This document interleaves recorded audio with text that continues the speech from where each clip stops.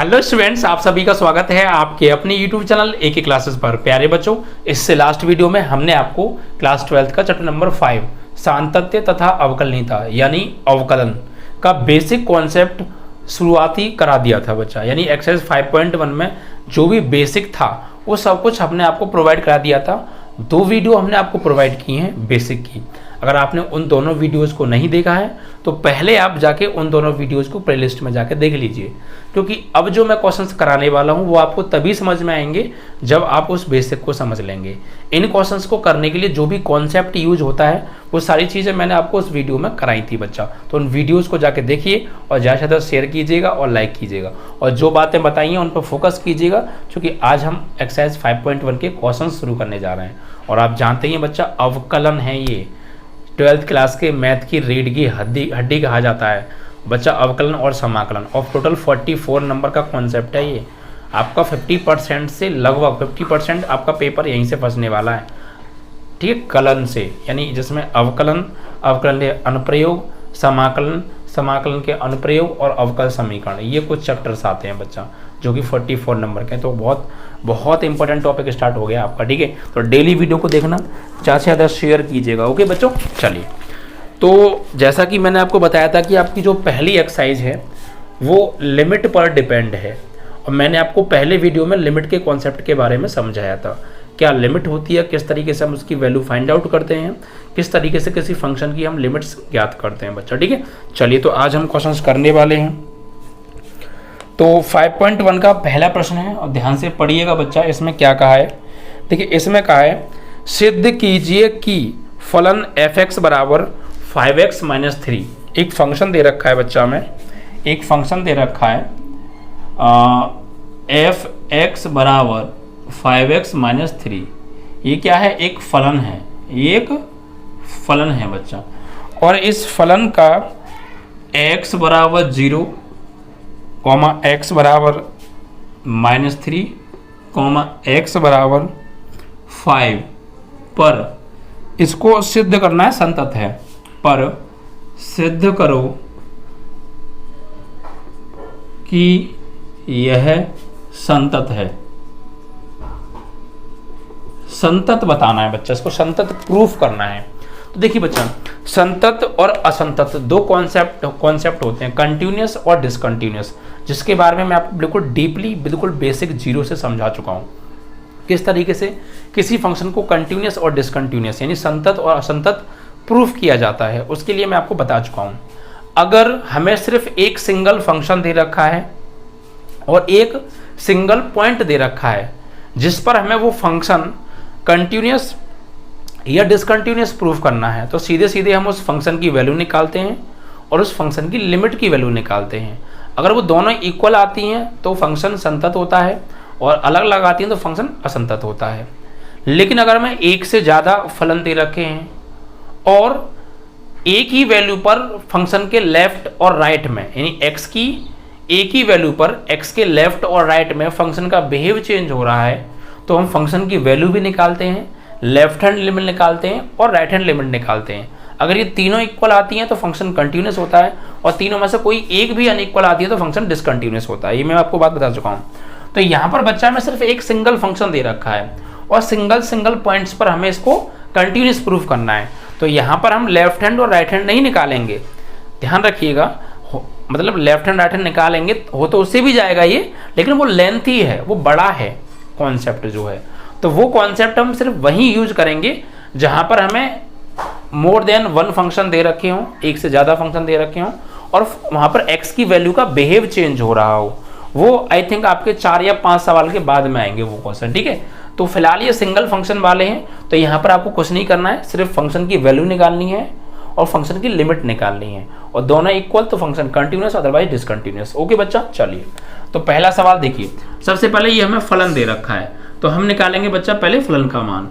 तो x बराबर 0 पर फलन का मान निकालेंगे पहले हम, ठीक है। तो क्या करेंगे इसमें, x बराबर 0 समीकरण 1 में या फलन में रखने पर हमने इसको समीकरण 1 बना लिया, ठीक है। तो फंक्शन की वैल्यू कैसा निकालते हैं, ध्यान से सुनिए। जो भी हमें फंक्शन दे रखा होता है उस फंक्शन की वैल्यू जिस भी पॉइंट पर निकलवाते हैं वो पॉइंट उसमें x की जगह यानी चर राशि की जगह लगा देते हैं। तो x की जगह 0 लगा दो यहाँ पे, तो f x की जगह 0, यहाँ पर 5 इंटू एक्स की जगह 0 माइनस 3। तो यहाँ से फंक्शन की जो वैल्यू है यानी f0 की वैल्यू आ गई, ये तो 0 हो गया, -3 आ गई बच्चा। ठीक है, तो फंक्शन की वैल्यू क्या आ गई -3। अब लिमिट की वैल्यू निकालनी है, तो क्या करेंगे, लिमिट की वैल्यू निकालने के लिए लिमिट की फॉर्म में लिखते हैं ना, तो limit x tending to a और यहाँ लिखते हैं fx। अब a क्या है, a की वैल्यू है 0, यानी a की वैल्यू 0 बोल दो, या x की वैल्यू a है और a की वैल्यू 0 है, या फिर हम ये भी कह सकते हैं कि x की वैल्यू a है और x की वैल्यू 0 है, तो फिर a की वैल्यू भी तो 0 ही हो गई ना। ठीक है भाई, x a के भी बराबर है और x 0 के भी बराबर है, तो फिर a और 0 भी आपस में बराबर हो जाएंगे। भाई आपका फ्रेंड राम है और एक और लड़का उसका भी फ्रेंड राम है, तो फिर आप और एक और लड़का आपस में फ्रेंड हो गए ना, वही कॉन्सेप्ट। तो देखिए यहाँ पर भी, तो यहाँ पर क्या करते हैं, लिमिट की वैल्यू लिमिट निकालते हैं, तो उसके लिए क्या करना पड़ता है, लिमिट की फॉर्म में लिखना पड़ता है। तो लिमिट x टेंडिंग टू क्या है, 0 पर निकाल रहे हैं तो 0, x टेंडिंग टू 0 पर निकाल रहे हैं तो 0 रखेंगे, और फंक्शन क्या है हमारा 5x - 3। अब क्या करते हैं, यहाँ पर सीधे सीधे x की जगह पर 0 लगा देते हैं लिमिट रखने पर।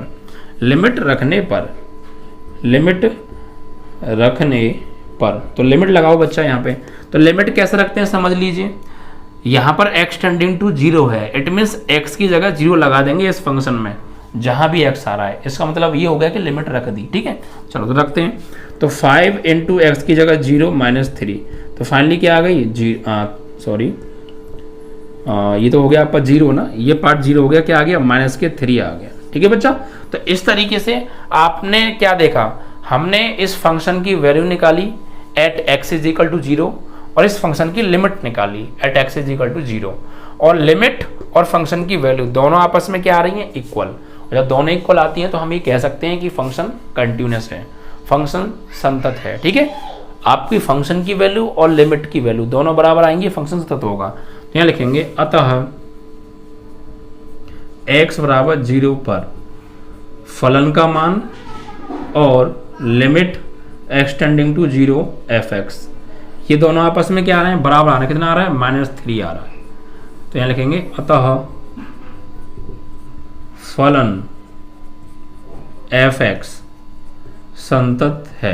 पहला सवाल है, ध्यान से समझना बच्चा, इसको फिर से एक बार समझाऊंगा। अगर मैं फिर बोल रहा हूँ बार बार, लेफ्ट हैंड लिमिट और राइट हैंड लिमिट तब निकालते हैं जब फंक्शन का बिहेव चेंज होता है और मोर देन 1 फंक्शन दे रखे होते हैं। वो हम 4 या 5 क्वेश्चन के बाद में आपके आएंगे।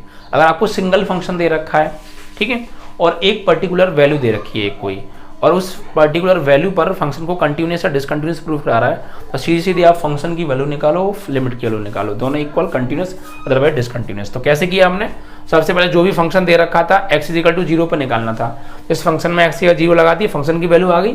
फिर इसको लिमिट की फॉर्म लिख लिया, limit x tending to a fx, तो a की जगह क्या लगा देंगे, 0, क्योंकि 0 पे निकाल रहे हैं, 0 पे चेक कर रहे हैं हम फंक्शन कंटिन्यूअस या डिसकंटिन्यूअस, तो 0 लगा दिया। और फंक्शन fx की वैल्यू क्या है, 5x - 3। और फिर यहाँ से हमने लिमिट लगा दी। लिमिट कैसे रखते हैं बच्चा, कि इस फंक्शन में जहाँ भी x आ रहा है x की वैल्यू 0 लगा दो। तो सॉल्व किया तो -3 आया, तो हमने देखा फंक्शन की वैल्यू और लिमिट दोनों आपस में क्या आ रही है, इक्वल, तो फंक्शन क्या होगा, कंटिन्यूअस होगा एट x = 0। ऐसे ही हमें x = -3 पर चेक करना है। किस पर चेक करना है, x = -3 पर चेक करना है बच्चा। तो करते हैं, चलो इजी है ना। तो यहाँ लिखेंगे x = -3 fx में या फलन में रखने पर, एक ही बात है, तो लगाइए बच्चा। तो x की जगह क्या लगाने वाले हैं, -3, यानी फलन का मान निकाल रहे हैं। तो 5 इंटू एक्स की जगह -3 और यहाँ भी -3, तो सॉल्व करेंगे, 5 3 अब -15 और -3, तो फाइनली -18 आ गया। तो फलन का मान कितना आ रहा है, -18, x = -3 पर। अब लिमिट की निकालेंगे, ठीक है, तो limit x tending to a और fx, तो लिमिट x टेंडिंग टू कितने पर निकाल रहे हैं, -3 पर निकाल रहे हैं, ठीक है, तो यहाँ हो जाएगा -3, ठीक है। और fx की वैल्यू क्या है, ये रही 5x - 3। अब क्या करेंगे यहाँ पर, अब हम लिमिट पुट कर देंगे, लिमिट रख देंगे। लिमिट कैसे रखते हैं, जो भी फंक्शन है उसमें x की जगह -3 लगा दो, लिमिट रख गई मतलब, ठीक है। तो लगाइए 5 इंटू एक्स की जगह -3 और -3, तो 5 दिया -15 और -3, तो फाइनली -18 आ गया। तो हमने क्या देखा, x इजिकल टू -3 पर फलन का मान और लिमिट का मान दोनों क्या आ रहे हैं, आपस में बराबर आ रहे हैं। तो यहाँ पर क्या होगा, फलन सतत होगा। क्या लिखेंगे, चूंकि x इजिकल टू -3 पर फलन का मान यानी f-3 बराबर आ रहा है लिमिट का मान, कितना आ रहा है, -18। ठीक है, लिखेंगे अतः x इजिकल टू -3 पर फलन f(x) संतत है। तो हमें संतत प्रूफ करना था, यानी संतत तो लेके ही आना है। तो x इजिकल टू 0 पर भी संतत हो गया, x इजिकल टू -3 पर भी संतत हो गया। अब x इजिकल टू 5 पर चेक करेंगे। तो बच्चा पहला सवाल है, ठीक है, हाइपर मत होइएगा, समझिएगा चीज़ों को, कॉन्सेप्ट क्या है, कॉन्सेप्ट को समझिएगा, क्योंकि इंपॉर्टेंट टॉपिक है बच्चा बहुत ज़्यादा। तो कॉन्सेप्ट समझ जाएंगे, फिर आप क्वेश्चन खुद कर लेंगे। ठीक है, तो स्टार्टिंग है भी समझिएगा, सारी चीज़ों को अच्छे से पूरा देखा करो। ठीक है बच्चा, चलिए आगे लेते हैं। और अब चेक करना है हमें x इजिकल टू -5 पर। तो x इजिकल टू +5 पर, 5 पर x इजिकल टू 5 पे चेक करना है ना। तो x इजिकल टू 5 कहाँ रखेंगे, समीकरण 1 में रखने पर। तो रखो बच्चा, तो f(x) की जगह 5 इंटू एक्स की जगह 5 -3, तो 5 25 और -3, तो 25 से 3 जाएगा तो बच्चा कितना आ जाएगा, 22 आ जाएगा। ठीक है बच्चा, ये आ गया फलन का मान x इजिकल टू 5 पर। अब लिमिट निकालेंगे, तो limit extending to a f(x), तो लिमिट एक्सटेंडिंग टू किस पर निकाल रहे हो, 5 पर। तो 5 और फंक्शन क्या है, 5x - 3। तो यहाँ लिमिट लगा दो। लिमिट कैसे रखेंगे, x की जगह 5 लगा दो, तो 5 इंटू 5 -3 यानी 25 - 3, फाइनली 22। तो हमने यहाँ भी देखा फलन का मान और लिमिट का मान दोनों समान आ रहे हैं। तो यहाँ भी लिख देंगे कि फलन f(x) संतत है। फलन f(x) x इजिकल टू 5 पर संतत है, क्योंकि x इजिकल टू 5 पर f(5) की वैल्यू यानी फलन का मान और लिमिट एक्सटेंडिंग टू 5 f(x) की वैल्यू क्या आ रही है, 22 आ रही है। ठीक है बच्चा, इस वजह से। ठीक है, फलन का मान और लिमिट का मान दोनों इक्वल हैं at x is equal to 5, we can say function is continuous. Okay बच्चा, तो पहले सवाल था आपका, और पहले के अंदर 3 पॉइंटों पर हमें एक फंक्शन चेक करना था, 3 अलग अलग बिंदुओं पर। ये फंक्शन चेक नहीं करना था, प्रूफ करना था कि कंटिन्यूअस होगा। तो हमने कंटिन्यूअस प्रूफ कर दिया। तो पहला सवाल था, कैसा लगा आपको सवाल, कैसा समझ में आया, मुझे कमेंट में ज़रूर बताइएगा। और आने वाले क्वेश्चंस को भी समझने की कोशिश कीजिएगा, क्योंकि कुछ क्वेश्चंस ऐसे हैं जो हो सकता है आपको कम क्लियर हो, बट आप पूरा फोकस करेंगे, मेरी बातों को ध्यान से सुनेंगे, मेरे लिखाने पर ध्यान देंगे, मेरे बोलने पर ध्यान देंगे, तो आपको 100% समझ में आएगा। ओके बच्चा, वीडियो को लाइक और शेयर भी किया करो यार। ठीक है, चलिए, तो पहला क्वेश्चन यहाँ पर आपका कंप्लीट हो जाता है। अब क्वेश्चन नंबर 2 की हम बात करेंगे। क्वेश्चन नंबर 2 में देखिए क्या कह रहा है, x इजिकल टू 3 पर फलन f(x) इजिकल टू 2x² - 1 के सातत्य की जांच करनी है। यहाँ हमें प्रूफ नहीं करना है, यहाँ हमें जांच करनी है, टेस्टिंग करनी है कि ये कंटिन्यूस होगा या डिसकंटिन्यूस होगा। तो नो प्रॉब्लम, जो भी फाइनली हमारा आंसर आएगा वही होगा ये। ठीक है, तो यहाँ लिखेंगे बिंदु हमें क्या दे रखा है, x इजिकल टू 3 पर हमें इसकी टेस्टिंग करनी है, और फलन क्या दे रखा है हमें, f(x) बराबर 2x² - 1, सातत्य की जांच करनी है। ठीक है, कोई दिक्कत नहीं है। सबसे पहले क्या करेंगे, यहाँ पर वही x इज इक्वल टू 3 फलन f(x) में रखने पर, भाई करना क्या है, हमें लिमिट की वैल्यू निकालनी है और फलन का मान निकालना है। क्यों, क्योंकि सिंगल फंक्शन दे रखा है और एक पॉइंट दे रखा है। तो जब कोई बिहेव चेंज ना हो, yes more than one function ना हो, तो हम क्या करेंगे, सीधे सीधे लिमिट निकालेंगे और फलन का मान निकालेंगे। लेफ्ट हैंड लिमिट और राइट हैंड लिमिट तब निकालते हैं जब फंक्शन के वहाँ पर बिहेव चेंज होता है एक्स की वैल्यू का, और मोर देन वन फंक्शन होते हैं। ठीक है बच्चा, आगे आएंगे क्वेश्चन तब बताऊंगा मैं, फिलहाल आप इन्हीं को समझिएगा। तो सबसे पहले फलन का मान निकालेंगे, तो f(x) की जगह क्या लगाने वाले हैं, 3, 2 इंटू एक्स की जगह 3 का स्क्वायर माइनस 1, तो सॉल्व करेंगे 2 3 का स्क्वायर 9 माइनस 1, तो 2 9 जा 18 माइनस 1, कितना आ गया 17 आ गया। ठीक है बच्चा। उसके बाद यहाँ पर निकालेंगे लिमिट, तो limit extending to A F X, तो लिमिट एक्सटेंडिंग टू किस पर निकाल रहे हैं, ए की वैल्यू, यानी x की वैल्यू कितनी है 3, और एफ एक्स की वैल्यू कितनी है बच्चा पार्टी 2x स्क्वायर माइनस 1। अब यहाँ लिमिट लगा दीजिए। लिमिट कैसे लगाते हैं कि x की जगह 3 पुट कर दो, तो लिमिट रखने पर, तो रखिए बच्चा, तो 2 इंटू एक्स की जगह लगाएंगे 3 का स्क्वायर माइनस 1, तो 2 इंटू 3 का स्क्वायर 9 माइनस 1, 2 9 जा 18 माइनस 1, यानी कितना आ गया 17। तो आप देखिए फलन की वैल्यू और लिमिट की वैल्यू दोनों क्या आ रही हैं, इक्वल आ रही हैं। तो यहाँ हम लिखेंगे x इज इक्वल टू 3 पर f3 बराबर है लिमिट एक्सटेंडिंग टू 3 fx की, कितना आ रहा है 17। अतः फलन fx x is equal to 3 पर सातत्य है। सातत्य या संतत्य एक ही बात है। ठीक है बच्चा, समझिएगा। तो आपका ये क्वेश्चन नंबर 2 भी यहाँ फिनिश हो गया। आई होप कि आपको समझ में आ रहा होगा। ठीक है, चीज़ें अच्छे से समझ में आ रही हैं तो वीडियो को यार लाइक भी किया करो, शेयर भी किया करो। देखिए इतने महीने से हम आपके लिए वीडियो बना रहे हैं, अप्रैल से आपकी क्लासेस स्टार्ट की हैं।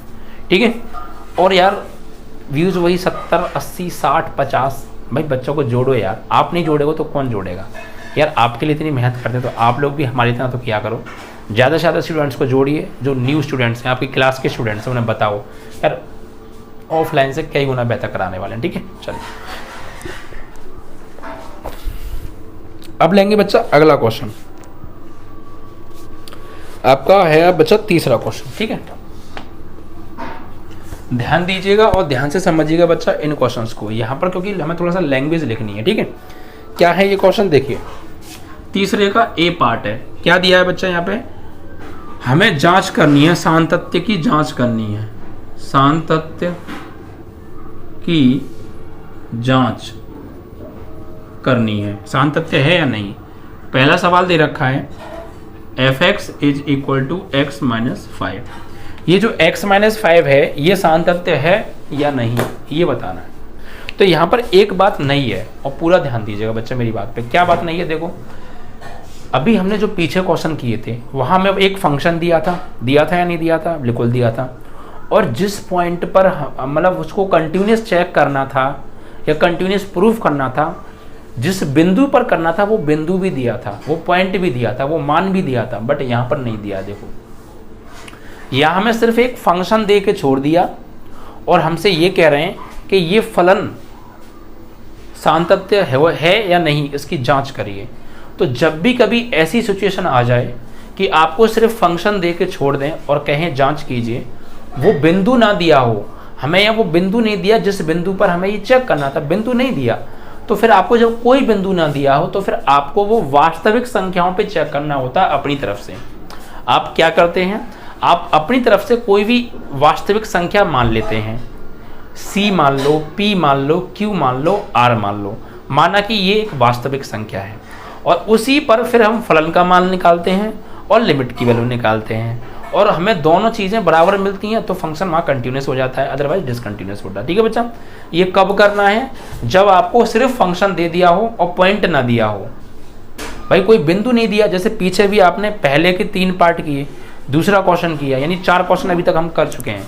तो हमें हर पार्ट में एक फंक्शन दिया था, एक पॉइंट दिया था जिस पर हमें चेक करना था, बट यहाँ सिर्फ फंक्शन दे के छोड़ दिया है, पॉइंट नहीं दिया। तो जब भी कभी पॉइंट ना दिया हो, नोट कर लेना इस बात को, जब भी सिर्फ आपको एक फंक्शन दिया हो, पॉइंट ना दिया हो, तो आपको अपनी तरफ से एक पॉइंट मानना है, लाइक अ रियल नंबर। मान लेंगे कि वो एक रियल नंबर है, एक वास्तविक संख्या है, और उस पर फलन का मान निकालेंगे और फलन की लिमिट की वैल्यू निकालेंगे। अगर वो इक्वल तो फंक्शन कंटिन्यूस होगा। ठीक है बच्चा, ध्यान रखिएगा।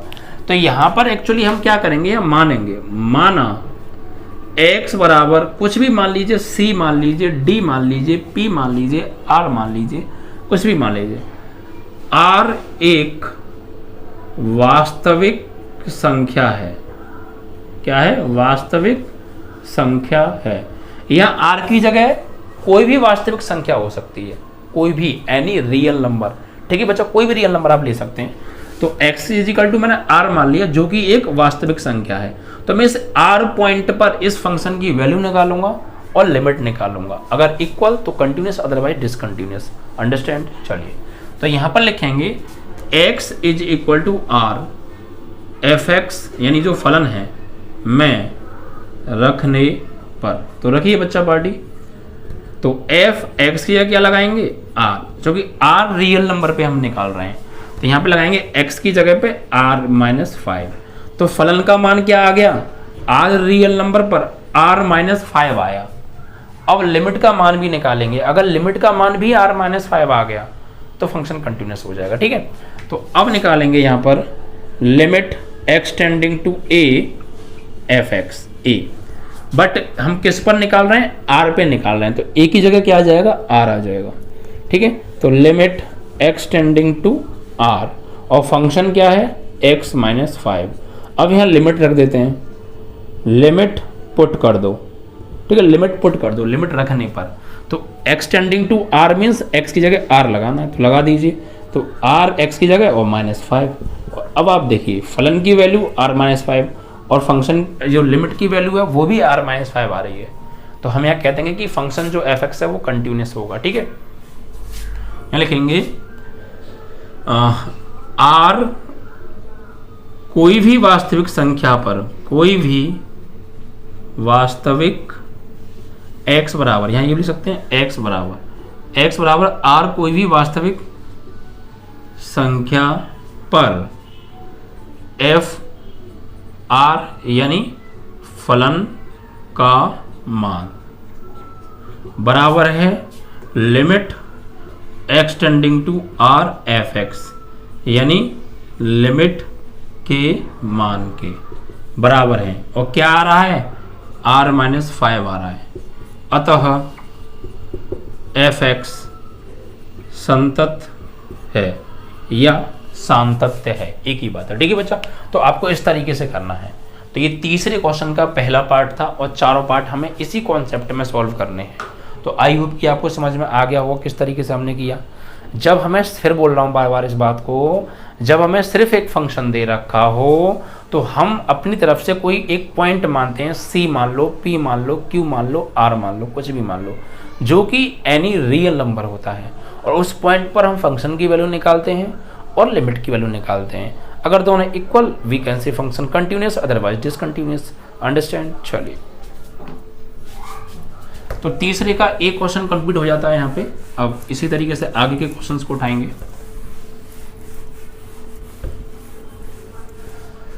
तो बी पार्ट में हमें देखिए क्या दे रखा है थर्ड के,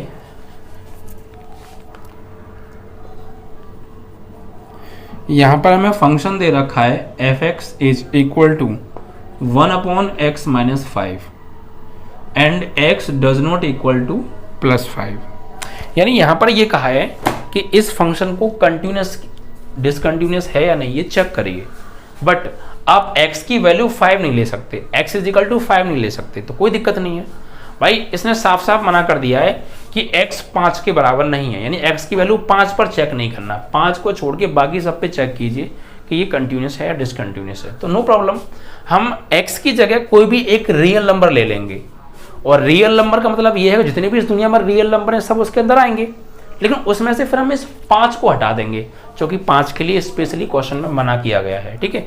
तो यहाँ पर हम मानेंगे, माना x is equal to c मान लो। भाई पिछले सवाल में मैंने r माना था, आप c मान सकते हैं, पिछली बार भी r की जगह आप c मान सकते हैं, एज यू विश, ओके। तो x is equal to c belongs to r -5, ये माना है हमने, समझ में आया। हमने c क्या मान लिया, c एक रियल नंबर है लेकिन 5 को छोड़कर, यानी c के अंदर जितनी भी इस दुनिया में रियल नंबर हैं सब आएंगे, सिर्फ 5 को छोड़कर, 5 को हटा के, 5 को घटा के। समझ में आ रहा है भाई। जो c हमने नंबर माना है वो बिलोंग्स टू r है, यानी c r से बिलोंग करता है, c के अंदर सभी रियल नंबर आते हैं लेकिन 5 को छोड़कर, इसलिए मैंने 5 माइनस कर दिया, ठीक है। तो c belongs to r minus 5, it means that we can say कि r के अंदर सभी रियल नंबर, c के अंदर सभी रियल नंबर आएंगे सिर्फ 5 को छोड़कर। अब इस पर हम चेक करेंगे, ठीक है। तो यहाँ पर क्या करेंगे, x is equal to c belongs to r minus 5, put in function, यानी फंक्शन में हम इसको रखेंगे, यानी फलन का मान निकालेंगे। तो रखिए f x की जगह c, तो यहाँ पे 1/c माइनस 5, ये फलन का मान आ गया c माइनस 5, ठीक है। उसके बाद अब लिमिट की वैल्यू निकालेंगे, तो limit extending to a f(x), तो लिमिट एक्सटेंडिंग टू किस पे निकाल रहे हैं, c पर, तो c, और f(x) की वैल्यू 1/x माइनस 5। तो लिमिट पुट कर दीजिए। लिमिट पुट कैसे करते हैं कि x की जगह c लगा देते हैं, यहाँ पे c है तो लगाइए, तो 1/c माइनस 5। तो आपने क्या देखा, लिमिट की फलन की वैल्यू और लिमिट की वैल्यू दोनों आपस में क्या आ रही है, इक्वल आ रही है। ये बात विशेष ध्यान रखिएगा, x इजिकल टू 5 नहीं ले सकते। हम क्यों नहीं ले सकते x इजिकल टू 5, ये भी तो बता दो जरा। क्योंकि बच्चा हम x की जगह अगर यहाँ पे 5 लगाएंगे तो 5 माइनस 5 क्या हो जाएगा, नीचे 0 हो जाएगा, और 1/0 क्या होता है, इनफाइनाइट, अनिश्चित संख्या होती है। और मैंने आपको बताया था अनिश्चित संख्या आए तो लिमिट नहीं लगाते हैं, बेसिक कॉन्सेप्ट में बताया था मैंने आपको, ठीक है। तो हमने एक कोई भी c belongs to r real number ले लिया जो कि r माइनस 5 से बिलोंग करता है, जिस पर हमने फलन का मान निकाला और लिमिट का मान निकाला, both are equal, we can say function is continuous, ठीक है बच्चा। यहाँ लिखेंगे अतः x बराबर c belongs to r minus 5, c belongs to r minus 5 पर fc और limit extending to c f(x) equal 1/c minus 5 equal आ रहा है। अतः f(x) संतत है। फंक्शन क्या है, कंटिन्यूअस है। आई होप कि क्लियर हो गया होगा, ठीक है। तो तीसरे का बच्चा ये बी पार्ट था। इस तरीके से करना है, जब आपको कोई पॉइंट ना दिया हो अपनी तरफ से सवाल में, सिर्फ फंक्शन दे दिया हो, तो अपनी तरफ से कोई भी एक रियल नंबर मान लीजिए और वहां पर उस पॉइंट पर फलन की वैल्यू और लिमिट की वैल्यू इक्वल दिखा दीजिए, कंटिन्यूअस प्रूफ हो जाएगा। इक्वल नहीं आ रहा, डिसकंटिन्यूअस प्रूफ हो जाएगा, ठीक है। सी पार्ट देखिए तीसरे का, यहां में फंक्शन दे रखा है x² minus 25 upon x plus 5, ठीक है, और साफ साफ मना किया है कि x does not equal to -5। आप x की जगह पर -5 नंबर नहीं ले सकते हैं, ये साफ साफ मना कर दिया है। सॉरी। तो देखिए फिर सुन लीजिएगा बार, f(x) एक फंक्शन दे रखा है, okay, x does not equal to 5, it means that we can say कि x की वैल्यू -5 नहीं हो सकती है, उसको छोड़कर आप कुछ भी ले सकते हैं। तो उस पर इस फंक्शन को कंटिन्यूस और डिसकंटिन्यूस से चेक करना है, तो कोई दिक्कत नहीं। यहाँ भी वही पॉइंट तो हमें दिया नहीं है, तो अपनी तरफ से कोई भी एक रियल नंबर c मान लेंगे, वो बिलोंग्स टू r होगा, बट r -5 होगा, यानी उस रियल नंबर, जितने भी रियल नंबर हैं उन रियल नंबर में से इस नंबर को हमें हटाना पड़ेगा। तो जो बचेंगे रियल नंबर वो होगा c, और उस पर हम फंक्शन और लिमिट की वैल्यू चेक करेंगे क्या आ रही है, ठीक है। तो यहाँ पे लिखेंगे माना x बराबर c बिलोंग्स टू r -5, ठीक है बच्चा। ऐसे ना लिखो, थोड़ा सा ऐसे लिखो, x बराबर c बिलोंग्स टू r -5, ठीक है। इसका मतलब ये है कि c जो है वो एक रियल नंबर है, लेकिन -5 को छोड़कर। c के अंदर सभी रियल नंबर आ सकते हैं जो इस दुनिया में अवेलेबल हैं, लेकिन सिर्फ -5 को छोड़कर, क्योंकि -5 does not equal to x, साफ साफ क्वेश्चन में कह दिया, ठीक है। चलिए, तो यहां पर अब क्या करेंगे, फंक्शन की वैल्यू निकालेंगे। तो x is equal to c belongs to r -5, ठीक है। पुट इन फंक्शन में रखिए बच्चा। तो f(x) की जगह c लगाएंगे, तो यहाँ पर c² minus 25 upon c plus 5, ठीक है। ये फंक्शन की वैल्यू आ गई। अब लिमिट की वैल्यू निकालते हैं। तो limit extending to a f(x), तो limit x tending to C, F X की वैल्यू क्या है x square minus 25 upon x plus 5। तो यहाँ पर लगाइए लिमिट, तो x की जगह C square minus 25 upon C plus 5 हो गया। अब देखिए कि दोनों आपस में इक्वल हैं, इक्वल हैं, तो यहाँ पर लिख देंगे x is equal to C belongs to r minus 5 पर एफ सी बराबर limit x tending to C F X are equal क्या आ रहा है C square minus 25 upon C plus 5 equal है। अतः एफ एक्स संतत है। एफ एक्स क्या है बच्चा? संतत है। तो चीज़ें क्लियर हो रही हैं। रेगुलर क्वेश्चन देखिएगा, ऐसा मत कीजिएगा कि मैंने आपको पहला क्वेश्चन करा दिया तीसरे का, उसके बाद आप तीनों क्वेश्चन को खुद लपेट रहे हैं। यार लपेटो, इतना लपेटने को दूंगा कि लपेट नहीं पाओगे, ठीक है। बहुत कुछ क्वेश्चन हैं, अदर बुक्स को भी उठा लीजिए आप। कॉन्सेप्ट क्लियर करा रहा हूँ बच्चा, मैं टाइम पास नहीं करा रहा हूँ आपको। सिर्फ एनसीईआरटी नहीं, अदर बुक को भी सॉल्व कर सकते हैं आप, कॉन्सेप्ट अगर आपने अच्छे से समझ लिया है तो, ठीक है। तो आप उनको भी कीजिए, बट यार मैं इन क्वेश्चंस को रेगुलर करा रहा हूँ, हर एक क्वेश्चन को करा रहा हूँ। क्यों?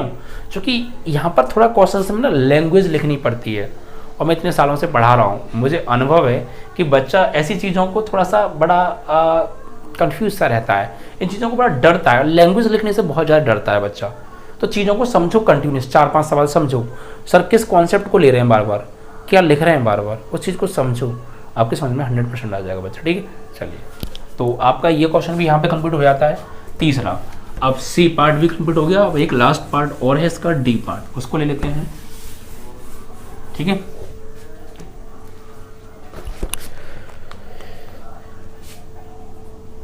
क्या दे रखा है? F X is equal to modulus x minus 5, ये मॉडुलस दे रखा है बच्चा, ठीक है। तो आइए समझते हैं जरा। तो सबसे पहले वही मान लेंगे, यहाँ पे कुछ मना तो किया नहीं है, तो x is equal to C belongs to R. X बराबर क्या मान लिया हमने? सी मान लिया, जो कि एक वास्तविक संख्या है। हम हर बार सी ले रहे हैं, आप कुछ भी ले सकते हैं, मैंने आपको क्या बताया, पहले सवाल में मैंने सी की जगह आर लिया था, तो आप वहाँ पे सी भी ले सकते हैं या कुछ और भी ले सकते हैं, बट वो एक रियल नंबर, ध्यान रखिएगा, बिलोंग्स टू आर होना चाहिए। तो फलन का मान निकालेंगे, यहाँ पे x की जगह क्या लगा देंगे? सी, जो कि सी पे निकाल रहे हैं, तो यहाँ पे लगाओ c माइनस 5, ठीक है। तो इसका मतलब तो भैया c माइनस 5 ही होगा, ठीक है। ऐसे ही छोड़ दो, क्या करोगे आप, क्योंकि मॉड से जब कोई वैल्यू निकलती है तो पॉजिटिव निकलती है, ठीक है। अब लिमिट निकालो, limit x tending to a F X, तो limit x tending to c, और फंक्शन की वैल्यू क्या है? Modulus x minus 5। तो यहाँ पर आप लगाएंगे तो c माइनस 5, तो बोथ आर इक्वल। देखिए आप इक्वल आ रहे हैं, इट मीन्स व्हाट?